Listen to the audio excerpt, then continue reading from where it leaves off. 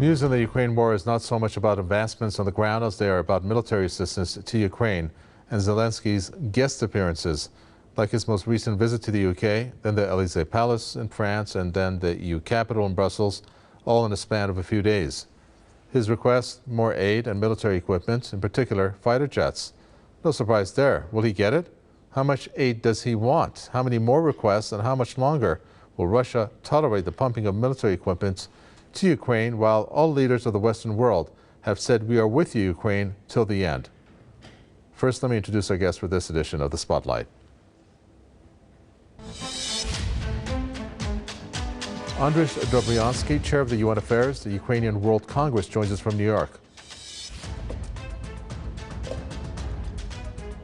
Also joining us, Harley Schlanger, who's at the Schiller Institute in Germany, who joins us from Potsdam, Germany. Welcome to you both. Harley Schlanger, if I may start with you first. We're taking a look at the appearances that Zelensky has made in a span of days, as I said in the intro, looking at the UK and he addressing the parliament there, then moving on to the Elysee Palace. The French president and the German chancellor were there, and of course the EU. Why do you think Zelensky has to make these appearances in the first place? And I must add in the Oscars, Wall Street Bells when they open up, and other appearances where he has been appearing via live video stream, which in this case he didn't do in the past 3 appearances. What do you make of these appearances in the way that he has made them? Well, I think he's in trouble. He's in trouble in Ukraine. He's shuffling his government. The corruption charges are starting to have some real traction. And their military has been badly damaged by the war. They're running short of ammunition. They're running short of soldiers. And the Russians are preparing an offensive. So it's not so much about Zelensky as it is NATO. Because the decision to have him come to Britain, I mean, look what he did. He met with King Charles.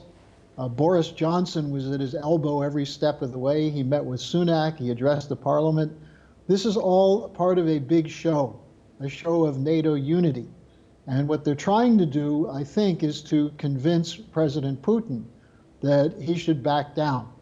Now, also the discussion of the weapons. You know, there are a number of key American military experts who are saying that the tanks are going to be a while before they get there. They may not be decisive. But what Zelensky went to London, Paris, and Brussels for was fighter jets. And up to this point, the U.S. has said no to fighter jets, the Germans also. However, they've changed because they said no to tanks initially. The reason he wants fighter jets and long-range precision missiles is that he wants to target Crimea. And this is where the situation becomes extremely dangerous. Because if the West crosses one more red line, and Putin has said Crimea is Russian territory, and that Russia will do everything it needs to defend Russian territory. Right. This is pushing the situation to the brink of a much bigger war. So I think they're trying to shore up the sense of support for Ukraine, but it's also, look, there are big demonstrations in Europe now. So the situation is not so good for NATO. Okay. Andrzej Dobryansky, do you agree with the viewpoints there that Harley Schlanger relayed, especially, of course, the Ukraine stance overall? Of course not. These appearances, as you mentioned, these are state visits. So this is the head of a state coming to several different countries, and then, as you said, in Brussels, meeting with several heads of state together, not only to have discussions. We all see the group picture at the end, but it's about the discussions, talking about how support for Ukraine will go on.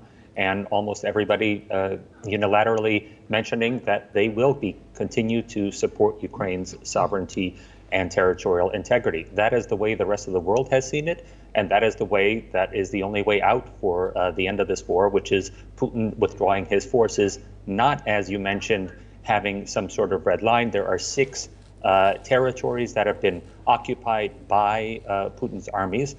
There are war crimes happening on those territories every day. There is no need for the rest of the world to be okay with these war crimes. At some point, Mr. Putin and all the officers who are involved in this will be held up in some international tribunal. All right, I'm no military expert, but this is what I'm going to ask you, and I'm wondering if you can help me out in terms of trying to figure this out. You know, we hear about these military assistance and equipment on a rather consistent and continual basis. So my question is, why not just ask all of the equipment that Ukraine needs in one swoop? Get together with the EU, with the US, with whatever countries, and just ask for it and make it clear as to what you're going to get and what you're not going to get. Because it seems like these are just incrementally being asked and then provided. You know, with the F-35s or with fighter jets at this point, I'm not even sure if anybody has committed to it or not. But it's something that may be committed to, just like with other military assistance where, for example, the tanks, they asked for it, they said no. Germany and the US vehemently outright rejected that idea, but then they gave in. So why not ask for all of it and for the other countries to make their mind up whether they're going to give it or not? Well, yes, Ukraine has been asking for equipment. Some of that equipment has been passed along to Ukraine. Some of it hasn't, and then Ukraine keeps asking. So it defeats the logic of your question, saying that Ukraine should just have one list and then it's either yes or no. The question is protecting Ukraine, protecting its sovereignty and its right to its territorial integrity. So Ukraine will keep asking so long as the West is ready to give more. We know that there's a promise from Poland to hand over fighter jets as soon as other countries are okay with that as well. We know the United Kingdom is in the same place already trading fighter pilots. So similar to the other technologies, it's a step-by-step process of international diplomacy, not just demanding things from the rest of the world. These are valid states, okay. Independent states, sovereign states, asking each other for help in this crisis. Okay, Harley Schlanger, one of the reasons why I asked that question is because as we take a look at the requests that are being made, people are dying from both sides. People are dying in Ukraine, there are soldiers that are dying, there are people who are dying, and of course Russian side is also has its death toll increase as this war is dragging on. So is there, what are we getting at when it comes to the Ukrainian side asking for it and then the other side, and I'm putting them as a whole, EU, Europe, NATO countries, US, and they're not providing the military equipment at this point. I think, based on what they have said, they don't want to have that confrontation head on with Russia. Is that why they're incrementally providing Ukraine with this equipment? Well, let me say that I think Mr. Dobryansky is right about one thing. Zelensky has been asking for this from the very beginning. He's been asking for much greater weaponry than has been provided, much more support, much more money. And the reason the West has been holding back is they're very much concerned that this is going to spin out of control. Now, one point I want to make in contrast to what he said, the rest of the world is not against Russia. One of the problems Europe has is with the so-called Global South, which refuses to give the support that's being demanded by Zelensky. Look what happened when Scholz went to Brazil recently. Lula turned him down on ammunition, turned him down on the green policy. Lula said that they want meetings for peace. Much of the world wants peace. Zelensky doesn't. And this goes back to the whole reason why this thing started. There was an effort to get a peace agreement through Minsk, and the West lied to Russia repeatedly. And what were they doing? Why were they lying? Right. To have time to build up their military so they could go to war with Russia. Can I have that part of your statement addressed to Andrzej Dobryansky? Andrzej Dobryansky, Zelensky doesn't want peace? No, Zelensky wants peace for his people, obviously. That requires, by definition, Russia leaving the territory of Ukraine. Unless that happens, repeated war crimes will continue to happen. And these war crimes are part of the reason that the rest of the world has decided to provide more and more equipment, because they cannot stand by as women as old as 82, children as young as 4 are victims to sexual violence. Okay. At the same time, let me please address the rest of the world. I believe there are 3 nations from Africa on the UN Security Council, and they are part of the strongest voices condemning Russia's neocolonialism in Ukraine. So I'll make sure that the record stands that some of the strongest words I've ever heard about condemning this war come from African nations. In the case of Brazil and other South American nations, I personally know that the governor of the São Paulo province and many mayors and local administrators throughout Brazil have made numerous statements in support of the Ukrainian people. So you can't just say that, yes, one nation in terms of its democratically elected leadership is making one decision, but you can't say that that represents all Brazilians. Harley Schlanger, there's go a ahead. diverse, there are diverse Let opinions. Harley Schlanger respond to you then. Harley Schlanger, go ahead. Yeah, look, the idea that 3 African nations represent a majority of Africa, much of Africa has refused to condemn the Russians for the invasion. Much of Africa, countries like Indonesia, Algeria, Nigeria, South Africa, I could go through a list, but that's not the point. You want to talk about war crimes. What about what was done against the people in the Donbass for 8 years when there was supposedly a peace process underway? I think this is a fallacy that's being presented here in terms of saying it's all Russia, it's all Russia. The Russians went in to defend people who were Ukrainians living in the Donbass, who were of Russian descent, defend them from networks that go back and trace their roots to the Nazis in the World War II period. So if you want to talk about war crimes, let's talk about that.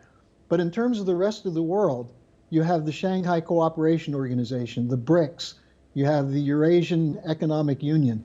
Many countries are saying there should be peace. Okay. The Pope has called for negotiations.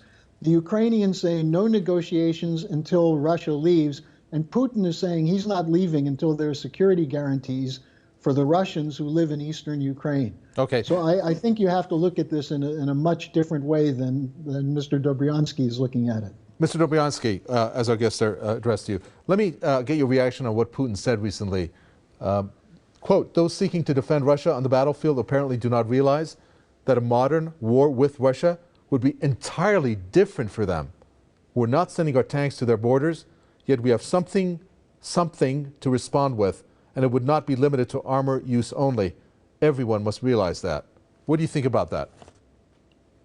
I think Mr. Putin's army has been shown to be a paper tiger in Ukraine. That is quite evident. With the tens of thousands of prisoners they rely on to field their forces on the battlefield. We've seen this as far back as the interventions in Syria, as well as Georgia. In Georgia, where a MiG was shot down with a simple manpad. And we also see that Russia is afraid of using its air force because of the possible damage to it. This is not a world where combat-ready force, clearly, and Ukraine has exposed it. As far as the rest of the world, let me just underline. Ask you about the hypersonic missiles that Russia has? Yeah, have they used them anywhere? I'm sorry? Have they used them anywhere? Well, they've said they have them, and they said that it's, I'm sure you're familiar somewhat with it. I just know that it's faster than the speed. But have they used them anywhere? They said that they may. I'm just curious, and they may have other things in their arsenal. Maybe they may, and I've described them as a paper tiger. We have seen that roughly 1/3 of all artillery that they've used, ballistic missiles that they've used, have failed. Another third have not detonated, and a third have found their target. Okay. So Harley Schlanger, this is the state of Russian technology, military technology that we're talking about. Okay, I don't know anything about it really. Let me have Harley Schlanger perhaps address that. Harley Schlanger, go ahead. Well, I would disagree with his assessment of the situation. The Russians initially were hoping that they could come into Ukraine and force a negotiated agreement. The Ukrainians have, by Ukrainians, I mean the Zelensky regime, has no wish for an agreement because they're being directed by NATO.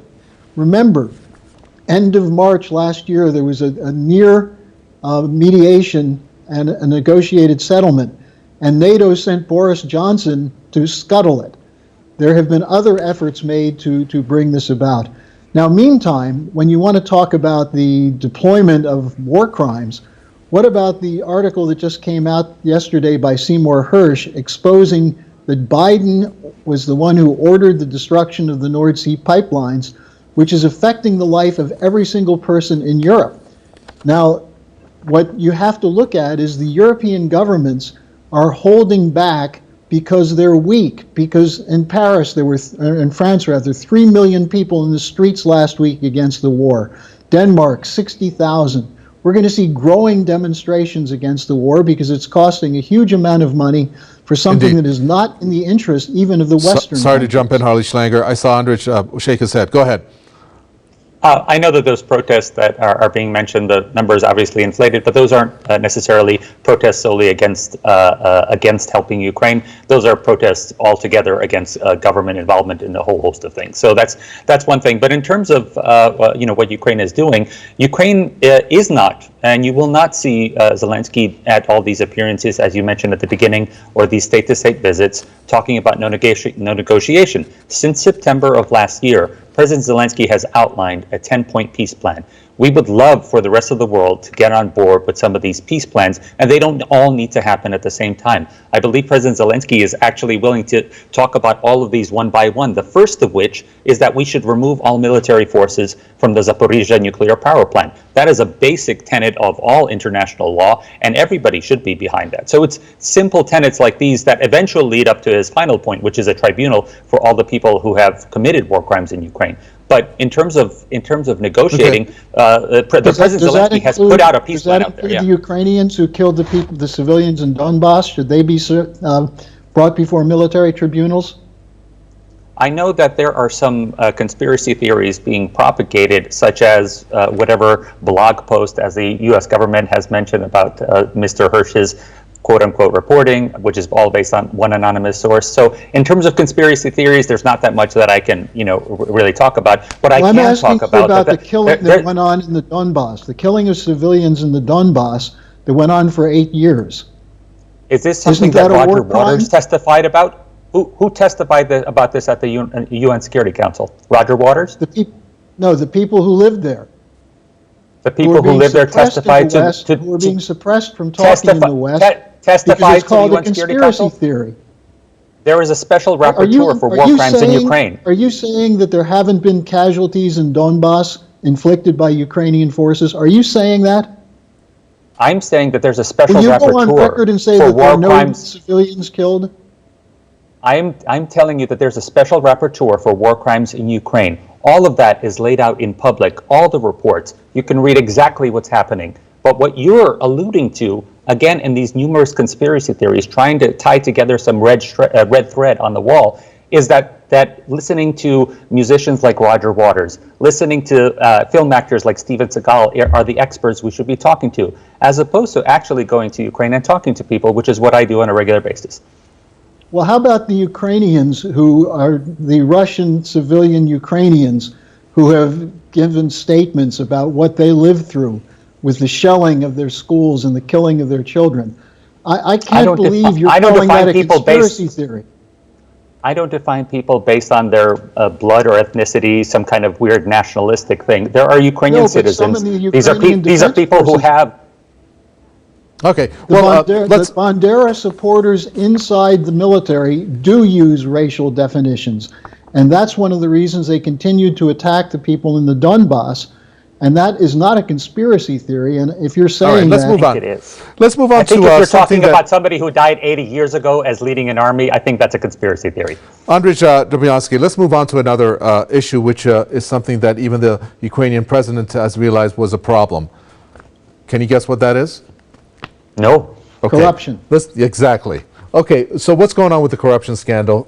9 top officials, and of course the most high-profile one was the defense minister, if I'm not mistaken, and then a cabinet reshuffle. Do you, or a government reshuffle, do you see that being, because Ukraine has been described as having a lot of corruption in it. It's been described. I can come up with some sources. First of all, what do you think of that? How far-reaching is the corruption that has come about based on the aid, at least, just that portion of it? I think when certain people mention that they can find sources citing Ukraine's corruption, normally that refers to decades old or years old information, especially prior to this full-fledged aggression, as well as prior to the revolution in 2014. If you look at international corruption indices, you'll actually see that Ukraine's invader is actually ranked higher on a scale of corruption than Ukraine. That's just a known stated fact. As to what's happening in Ukraine, no, the defense minister hasn't been reshuffled. There was an early report out. Somebody tried to jump the gun and saying, absolutely, he's being moved out. Defense Minister Reznikov has said that's not the case. It's still not the case. And in terms of what happened in Ukraine, it's actually a standard of anti-corruption that most countries would be jealous of. I would be jealous of it here in the United States if there was a scandal that came out in the press, and 3 days later, the scandal being that some prices for eggs bought for the military were high, some prices for wheat were low, and who was making money off of this. Within 4 days, numerous officials in the defense ministry were relieved from their positions and taken under investigation. That is a standard that many Western countries cannot match, nor is that something you would ever see in Russia. Harley Schlanger. Well, that's because you're the recipient of hundreds of billions of dollars from the West. Now, I'll give you a couple of sources that have cited corruption since 2014. The Panama Papers, Transparency International, which is one of the most authoritative institutions looking into corruption, lists Ukraine as the most corrupt country in Europe. Now, you can take that up with them. I'm just saying that what we're looking at is a regime which is going around asking for billions of dollars and was unwilling to provide the normal papers and normal accounting procedures that governments would take. That's why there's a corruption scandal. And Zelensky is going to use this reshuffling, or the alleged reshuffling, to say to his Western partners, look, we're trying to deal with this. Don't hold back the money. We'll take care of it. I think that's not a conspiracy theory. I think you have to look at that quite as a serious problem. All right. My last question to each of you. First, to you, Andrzej Dobriański. The Ukrainian President Volodymyr Zelensky has warned that Russia was building up its troops to take revenge because of this one-year anniversary coming up, or 1 year, not anniversary, but marking the time when this operation took place. You called Russia a paper tiger. I'm curious as to whether a paper tiger with in possession of so many nuclear warheads should be called that. Oh, absolutely. They've been using the fear-mongering of nuclear warheads for decades. As actually almost as soon as President Putin came to power, he's talked about launching nuclear weapons at Poland, against Turkey, against a whole slate of nations. He's never used them. We don't even know if they work. So, okay. in terms of what's happening, people are actually dying, and those should be addressed before we talk about these figments of Putin's imagination. All right, Harley Schlanger, in response to our guest there. Less than a minute, please. Well, I think what we're going to see is that it's not a paper tiger. If it's such a paper tiger, why do you need $100 billion of American taxpayers' money to send weapons to you? I mean, this is a fraudulent conception you're presenting. No one wants to see war.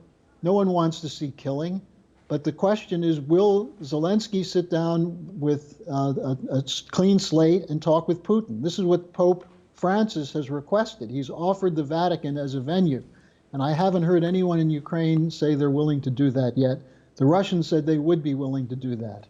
Okay, we're going to leave it there. Thank you very much. It was a great discussion. Andrzej Dobriański, Chair of UN Affairs, Ukrainian World Congress from New York. Thank you. And Harley Schlanger, thank you. Schiller Institute, Germany. Potsdam, Germany is where he spoke to us from. With that, we come to an end for this edition of The Spotlight. From Mikova Takwe and the team. It's goodbye.